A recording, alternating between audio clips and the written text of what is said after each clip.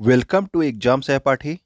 आज के इस वीडियो में हम लोग जो आपका डेली घटना चक्र करते हैं आपका, ठीक है, उसमें हम लोग करंट अफेयर्स और जीके का रिवीजन करते हैं और डेली का करंट अफेयर्स भी देखते हैं। तो अगर आप यहाँ पे पहली बार आए हैं तो यूट्यूब पे हमें सब्सक्राइब कर सकते हैं। इसके अलावा आप टेलीग्राम, इंस्टाग्राम और फेसबुक पे हमें फॉलो कर सकते हैं। तो सबसे पहले हम लोग जीके और करंट का रिवीजन करेंगे। आपको पता है कि जीके और करंट बहुत ही वास्ट टॉपिक होता है। तो करंट अगर आप डेली रिवीजन करते हैं 10 से 15 मिनट तो आपको हमेशा याद रहता है, ठीक है ना? आपके एग्जाम में आपको याद करने की ज़रूरत नहीं पड़ती। तो इसका स्टार्ट करते हैं अब। विश्व मौसम विज्ञान संगठन का मुख्यालय कहाँ स्थित है? तो विश्व मौसम विज्ञान संगठन का जो मुख्यालय है ये आपके जिनेवा स्विट्जरलैंड में स्थित है। इसके अलावा विश्व जो है व्यापार संगठन का मुख्यालय और आपका विश्व स्वास्थ्य संगठन का मुख्यालय भी कहाँ पे स्थित है? यहीं पर स्थित है, ठीक है। हाल ही में मौसम की जानकारी देने के लिए किस आईआईटी के द्वारा किसान ऐप विकसित किया गया? तो किसान ऐप जो विकसित किया गया है ये आईआईटी रुड़की के द्वारा विकसित किया गया है। तो इस ऐप का नाम क्या है? किसान है, ठीक है ना? और ये क्या देगा? किसानों को मौसम की जानकारी देगा।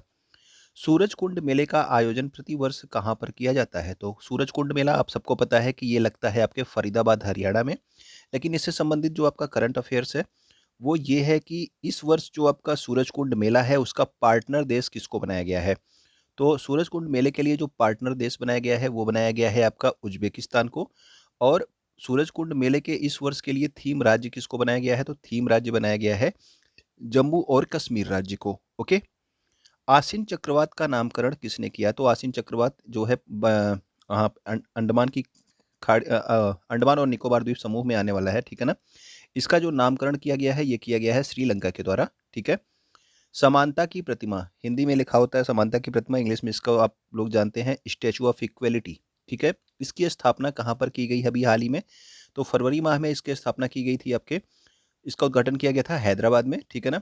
और इसमें जो है संत रामानुजाचार्य की प्रतिमा जो है लगाई गई है समानता की प्रतिमा यानी कि स्टैचू ऑफ इक्वेलिटी में, जिसकी ऊंचाई कितनी है? तो ऊंचाई है 216 फीट।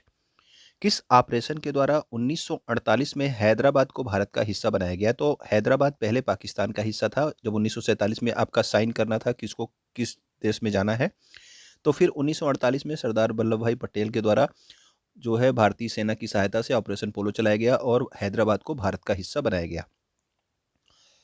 भारत का प्रथम विश्व शांति केंद्र यानी कि वर्ल्ड पीस सेंटर ये कहाँ पर स्थापित किया जाएगा? तो भारत का पहला विश्व शांति केंद्र है ये स्थापित किया जाएगा गुरुग्राम में। और गुरुग्राम आपके कहाँ पे है? हरियाणा में। कजाकिस्तान की राजधानी का क्या नाम है? तो कजाकिस्तान की जो राजधानी है उसका नाम है नूर सुल्तान। ओके। और विश्व का जो सबसे बड़ा स्थल अवरुद्ध देश है, तो स्थल अवरुद्ध का मतलब इसकी कोई भी सीमा समुद्र तट से नहीं लगती है, ठीक है। इसके चारों ओर कोई ना कोई देश है। तो ये आपका कजाकिस्तान है, ठीक है, विश्व का सबसे बड़ा स्थल अवरुद्ध देश। और पाक जल संधि किन दो देशों के मध्य में स्थित है? तो पाक जल संधि आपके भारत और श्रीलंका के मध्य में स्थित है, ठीक। तो आपको पता है ये भारत और श्रीलंका के मध्य में पाक जल संधि स्थित है। इंग्लिश चैनल को पार करने वाली कौन सी महिला तैराक थी? ठीक है, पहली भारतीय महिला तैराक समझ लीजिए। ये इनका नाम क्या था? आरती साहा, ठीक है। तो पहली महिला जिसने इंग्लिश चैनल को तैर के पार किया था वो थी आरती साहा।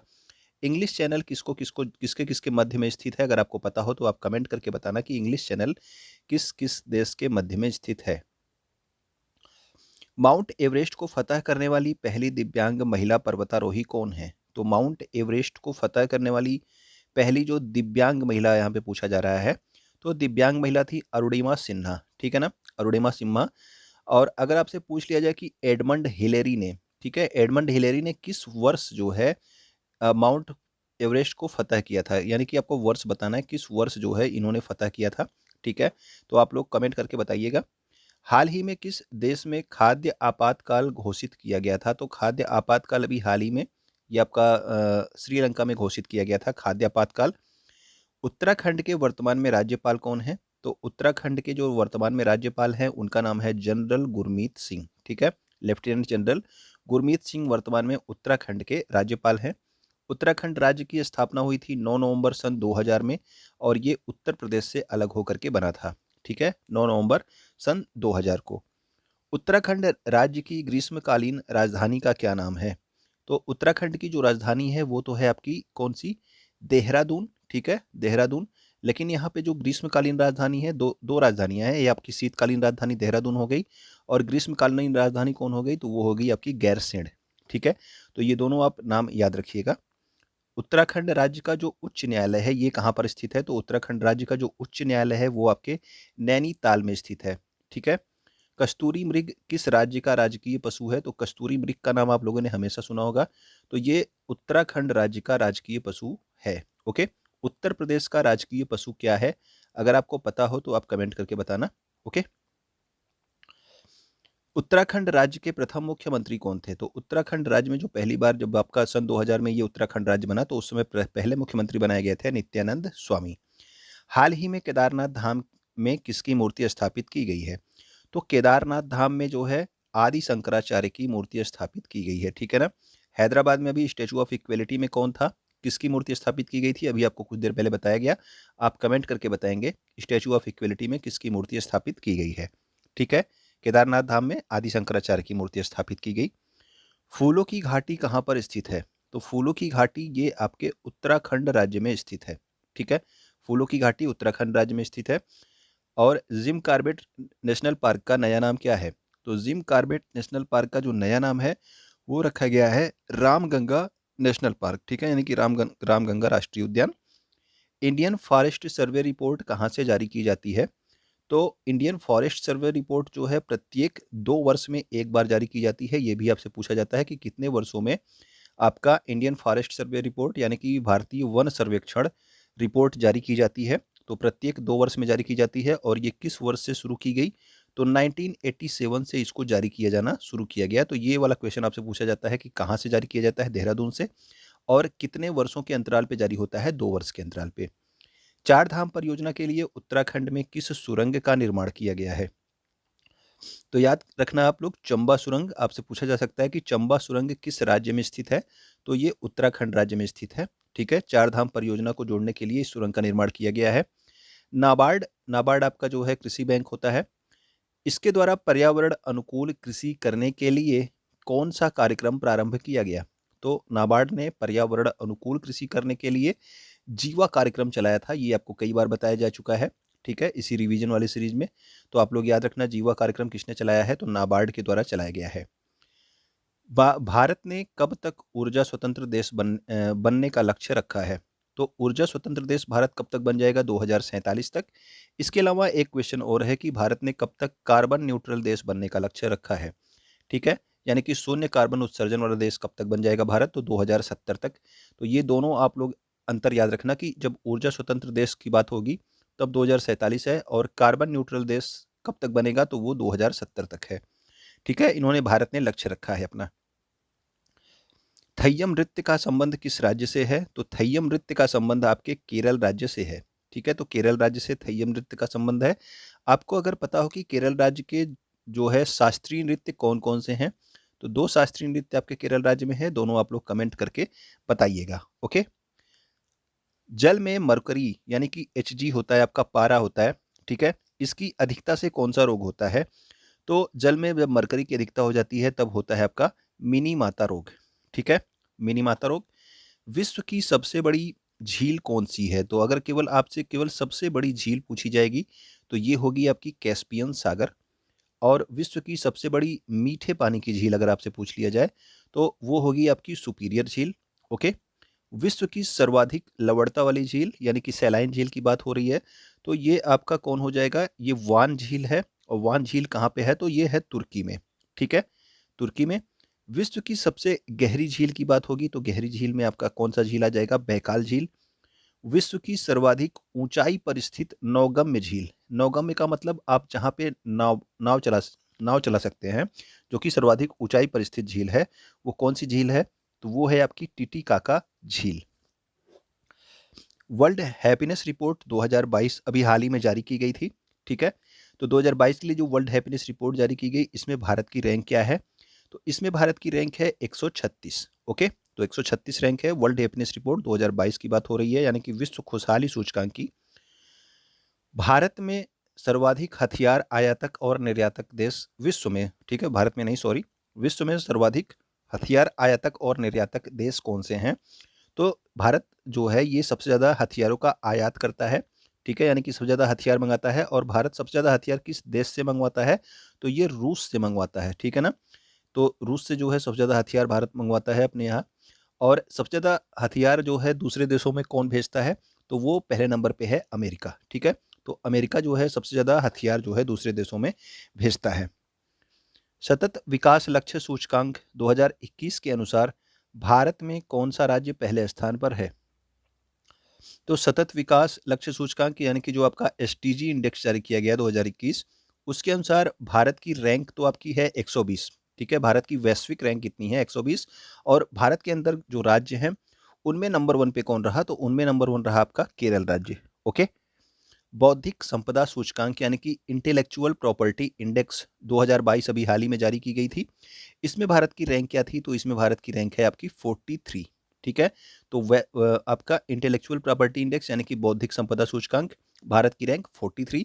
और भ्रष्टाचार धारणा सूचकांक 2021 जो जारी की गई यानी कि करप्शन परसेप्शन इंडेक्स, ठीक है, इसमें भारत की रैंक क्या है? तो इसमें भारत की रैंक है 85। ओके, तो भारत की रैंक भ्रष्टाचार धारणा सूचकांक में 85 है। विश्व भुखमरी सूचकांक 2021 यानी कि वर्ल्ड हंगर इंडेक्स, ठीक है, तो हंगर इंडेक्स की बात हो रही है 2021 की, तो इसमें भारत की रैंक क्या है? तो 101। ये भी अभी हाल ही में जारी की गई, तो याद रखिएगा। ठीक है, विश्व भुखमरी सूचकांक में भारत की रैंक क्या है? तो 101 है। भौगोलिक संकेतक के लिए किस वर्ष अधिनियम आया था? तो भौगोलिक संकेतक यानी कि जीआई टैग आपको पता होगा। जीआई टैग के लिए कब अधिनियम आया था? तो 1999 में अधिनियम इसका आया था। और जीआई टैग को कितने वर्षों के लिए दिया जाता है? तो इसको 10 वर्षों के लिए दिया जाता है। भारत का पहला जीआई टैग किसको दिया गया था? तो भारत का जो पहला जीआई टैग दिया गया था वो दिया गया था आपके दार्जिलिंग की चाय को। ओके, दार्जिलिंग की चाय को जो है भारत का पहला जीआई टैग दिया गया था। इसके अलावा कुछ महत्वपूर्ण जीआई टैग हम लोग यहाँ पे देखेंगे। ठीक है, अगर आप लोग यहाँ पे यहाँ तक देख रहे हैं तो आप वीडियो को अभी भी लाइक कर सकते हैं अगर आपने नहीं किया है तो। ठीक है, अगर आप कर चुके हैं तो फिर से मत करिएगा, वरना वो लाइक आपका खत्म हो जाएगा। ओके, हाथी मिर्च जो है ये इसको जीआई टैग किसका दिया गया? तो इसका जीआई टैग दिया गया मणिपुर राज्य को। काला चावल जिसको चकहाव भी कहते हैं, इसका जीआई टैग दिया गया मणिपुर को। ठीक है, टेराकोटा इसका जीआई टैग दिया गया है आपका गोरखपुर को। ओके, सोजत की मेहंदी का जो जीआई टैग है वो दिया गया है पाली राजस्थान को। सफ़ेद प्याज का जीआई टैग अभी हाल ही में दिया गया किसको? तो ये दिया गया था महाराष्ट्र राज्य को। और केसर का जीआई टैग आप सबको पता है किसको होना चाहिए? तो ये है आपके जम्मू कश्मीर के पास में। जुडीमा वाइन का जो जीआई टैग है ये किसके पास है? तो ये है आपके असम राज्य के पास। और मिथिला मखाना और मधुबनी पेंटिंग की अगर बात की जाए तो इसका जीआई टैग किसके पास है? मधुबनी पेंटिंग आप सब जानते हो बिहार, और मिथिला भी आपका किससे संबंधित है? बिहार से, तो आप इसको याद रख सकते हैं। Okay, Asia cup 2022 cricket championship का आयोजन कहाँ पर किया जाएगा? तो एशिया कप 2022 जो क्रिकेट चैंपियनशिप है इसका आयोजन किया जाएगा श्रीलंका में। ठीक है ना, तो श्रीलंका में इसका आयोजन किया जाएगा। और बैडमिंटन चैंपियनशिप होता है आपका डेविस कप। ठीक है, आपसे पूछा जाता है कि डेविस कप का संबंध किस खेल से है? तो ये बैडमिंटन खेल से संबंधित है। इसका विजेता अभी हाल ही में कौन सा देश था? तो इसका विजेता था आपका रूस। ओके, तो डेविस कप का विजेता कौन था? रूस था। Laureus world sports man of the year 2021 का अवार्ड किसे दिया गया? तो लॉरियस अवार्ड स्पोर्ट्स के लिए जो है काफ़ी प्रतिष्ठित अवार्ड होते हैं। तो 2021 में world sport man of the year दिया गया राफेल नडाल को, जो कि किस देश से संबंधित हैं? स्पेन से। और Laureus world sport women of the year अगर पूछा जाए 2021 का अवार्ड किसे दिया गया? तो ये दिया गया था नाओमी ओसाका को। और नाओमी ओसाका किस देश से संबंधित हैं? तो ये संबंधित है आपके जापान से। अमेरिकन ओपन 2021 देखते हैं, तो अभी अमेरिकन ओपन 2022 में नहीं हुआ है। तो अमेरिकन ओपन 2021 की जो पुरुष पुरुष विजेता थे वो थे आपके डेनियल मेदवेदेव, और ये किस देश के हैं? तो ये रूस के हैं। और महिला एकल में जो विजेता थी उनका नाम है एमा रादुकानु, और ये किस देश से संबंधित हैं? तो ये आपके इंग्लैंड से संबंधित है। ये आप देख रहे थे अमेरिकन ओपन 2021। ठीक है, इसके अलावा सर्वाधिक ग्रैंड स्लैम जो है जीतने वाले खिलाड़ी कौन है? तो वो भी आपके राफेल नडाल है। ठीक है, स्पेन के राफेल नडाल। और इनको जो है किंग ऑफ क्ले कोर्ट कहा जाता है। ठीक है, इसके अलावा ऑस्ट्रेलियन ओपन 2022 आपका हो चुका है। तो इसके जो है पुरुष एकल किस विजेता कौन है? तो वो आपके राफेल नडाल ही हैं जो कि स्पेन से हैं। और जो है महिला एकल किसने जीता है? तो महिला एकल जीता है एस्ले बार्टी ने। ठीक है, तो ऑस्ट्रेलियन ओपन 2022 का महिला एकल का खिताब एस्ले बार्टी ने जीता है, जो कि कहाँ की हैं? ऑस्ट्रेलिया की हैं। अब कुछ प्रमुख युद्ध अभ्यास देख लेते हैं। एक्वारियन युद्ध अभ्यास किसके किसके मध्य होता है? तो ये भारत और मालदीव के मध्य में होता है। समुद्र शक्ति और गरुड़ शक्ति, ये दोनों युद्ध अभ्यास आपका भारत और इंडोनेशिया के मध्य में होता है। काज इंड के एजेड से आप कजाकिस्तान याद रख सकते हो, आई एंड डी से आप इंडिया याद रख सकते हो, तो ये भारत और कजाकिस्तान के मध्य में होता है। खंजर युद्ध अभ्यास आपका भारत और किर्गिस्तान के मध्य में होता है। ईस्टर्न ब्रिज अभ्यास अभी हाल ही में हुआ था, आपको पता है ये किसके किसके मध्य हुआ अभी हाल ही में? तो ये हुआ भारत और ओमान के मध्य में। स्लाइनेक्स युद्ध अभ्यास भी अभी हाल ही में हुआ, तो एसएल से आपका श्रीलंका, आईएन से आपका इंडिया, एक्स से आपका एक्सरसाइज, ठीक है ना। तो ये आपके भारत और श्रीलंका के मध्य में हुआ। मित्र शक्ति युद्ध अभ्यास किसके किसके मध्य में हुआ? तो ये आपके भारत और श्रीलंका के मध्य में ही होता है। विश्व मौसम विज्ञान दिवस कब मनाया जाता है अगर आपसे पूछा जाए? तो ये आपका 23 मार्च को होता है। और आपका शहीद दिवस भी कब मनाया जाता है? तो भगत सिंह, सुखदेव और राजगुरु के फांसी दिए जाने के दिन जो है ये आपका 23 मार्च को मनाया जाता है प्रत्येक वर्ष शहीद दिवस। ओके, अब 24 मार्च के कुछ महत्वपूर्ण करंट अफेयर्स को देख लेते हैं। नागरिक उड्डयन पर एशिया का सबसे बड़ा कार्यक्रम विंग्स इंडिया 2022 का आयोजन कहाँ पर किया जाएगा? तो विंग्स इंडिया 2022 का आयोजन किया जाएगा बेगमपेट एयरपोर्ट, कहाँ पे? हैदराबाद में, ठीक है। और ये क्या है? नागरिक उड्डयन पर एशिया का सबसे बड़ा कार्यक्रम है विंग्स इंडिया 2022, कहाँ पे? बेगमपेट एयरपोर्ट, हैदराबाद में इसका आयोजन किया जाएगा। 22 से 31 मार्च 2022 तक किन दो देशों के मध्य में संयुक्त प्रशिक्षण अभ्यास दष्टलिक का आयोजन किया जा रहा है? तो जो आपका दष्टलिक है ये किया जा रहा है भारत और उज्बेकिस्तान के मध्य में, ठीक है। और ये युद्ध अभ्यास किस देश में किया जा रहा है? तो ये युद्ध अभ्यास उज्बेकिस्तान देश में ही किया जा रहा है। पिछले वर्ष ये युद्ध अभ्यास भारत में किया गया था। ओके, तो दष्टलिक भारत और उज्बेकिस्तान के मध्य होने वाला युद्ध अभ्यास है। नेक्स्ट हमारा है कार्बन न्यूट्रल खेती के तरीकों को शुरू करने वाला भारत का पहला राज्य कौन सा है? तो कार्बन न्यूट्रल खेती करेंगे अब कौन सा राज्य? तो ये आपके केरल राज्य के लोग, ठीक है ना। कार्बन न्यूट्रल खेती के तरीके को स्टार्ट करने वाला पहला राज्य हो गया आपका केरल। 22 मार्च 2022 को जल अपशिष्टों के निपटान के लिए, ठीक है, तो जल अपशिष्ट जो आपके जल के जो आपके गंदे चीज़ें आ जाती हैं उनके निपटान के लिए सुजलम 2.0 अभियान जो है लॉन्च किया गया है। किसके द्वारा? तो ये गजेंद्र सिंह के द्वारा लॉन्च किया गया है। ये जल शक्ति मंत्रालय के मंत्री हैं, ठीक है ना। तो वर्तमान में जल शक्ति मंत्री कौन है? तो वो हैं आपके गजेंद्र सिंह, ठीक है। इन्होंने ही सुजलम 2.0 अभियान का प्रारंभ किया है। किस राज्य के पारंपरिक वाद्य यंत्र नरसिंह पेट्टई नागस्वरम को भौगोलिक संकेतक का टैग मिला है? तो नरसिंह पेट्टई नागस्वरम एक जो है आपका वाद्य यंत्र है, और ये किस राज्य का वाद्य यंत्र है? तो ये है आपके तमिलनाडु का वाद्य यंत्र, और इसको हाल ही में जीआई टैग प्राप्त हुआ है। ओके, आईक्यू एयर एक संस्था है, इसके द्वारा विश्व वायु गुणवत्ता रिपोर्ट 2021 जारी की गई अभी हाल ही में, जिसके अनुसार विश्व का जो सबसे प्रदूषित देश है वो कौन सा है? बांग्लादेश। और भारत जो है विश्व के सबसे प्रदूषित देशों में किस नंबर पे है? तो 5वें नंबर पे है। ओके, और विश्व में सर्वाधिक प्रदूषित राजधानी जो है किस देश की है? तो वो भारत की है। तो आपका दिल्ली जो है ये विश्व की सबसे प्रदूषित राजधानी है। और भारत का जो है सबसे प्रदूषित शहर कौन सा है? तो वो आपका भिवाड़ी राजस्थान है, यानी कि विश्व का भी सबसे प्रदूषित शहर है ये भिवाड़ी राजस्थान। क्योंकि जो है विश्व के टॉप 100 जो प्रदूषित शहर हैं उसमें भारत के कुल 63 शहर हैं, ठीक है ना। यानी कि विश्व के टॉप 100 प्रदूषित शहरों में 63 आपके भारत से ही हैं। पाक जलडमरू मध्य में तैरने वाली दुनिया की सबसे कम उम्र और सबसे तेज महिला तैराक कौन बनी है? तो इनका नाम है जिया राय। ओके, और अभी हाल ही में अब जो है आपको बताया गया कि ऑस्ट्रेलियन ओपन की विजेता महिला एकल में कौन थी? Ashleigh Barty. और इन्होंने संन्यास लेने की घोषणा की है, और ये किस देश की हैं? तो ये ऑस्ट्रेलिया से ही हैं। ओके, उत्तराखंड के 12वें मुख्यमंत्री के रूप में किसने शपथ ली है? तो ये ली है पुष्कर सिंह धामी। और इनको शपथ किसने दिलाई है? तो उत्तराखंड के राज्यपाल ने। अभी आपको बताया गया उत्तराखंड के राज्यपाल कौन है, तो आप कमेंट करके बताना कि उत्तराखंड के राज्यपाल कौन है, ठीक है। तो अगर आप यहाँ तक वीडियो देख रहे हैं तो आपको वीडियो देखने के लिए बहुत बहुत धन्यवाद। आप वीडियो शेयर कर दीजिएगा और आप वीडियो को लाइक भी कर देंगे। ओके।